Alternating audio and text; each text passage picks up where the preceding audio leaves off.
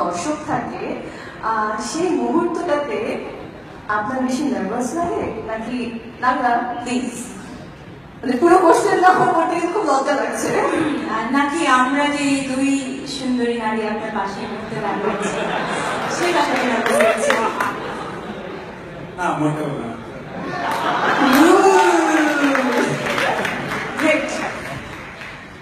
আচ্ছা on a serious note আমি এখানে অনেক প্রশ্ন পাচ্ছি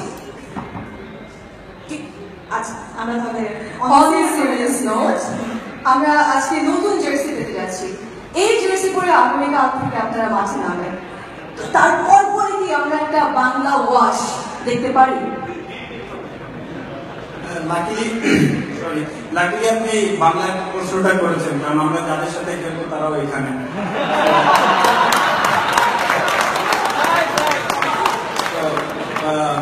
দেখেন এই শব্দটার ভেতরে আমাদের ভেতরে অনেক প্রেশার আছে, এটা সত্যি কথা। কারণ সবসময় যখন এই কথাটা হয় আমাদের ভেতরে এটা চলে আসে আলটিমেটলি প্রেশার।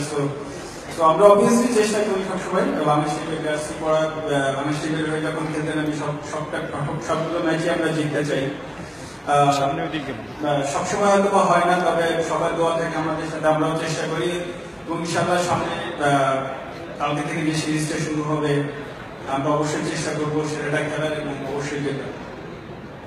অবশ্যই আমরা জয় দেখবো, বাংলা ওয়াশ দেখবোই আমরা। নট অনলি দিস সিরিজ, আমার মনে হয় যে এই জার্সি পরে যতগুলো ম্যাচ খেলবেন এই জার্সিটি নিশ্চয়ই লাকি থাকবেন, রাইট?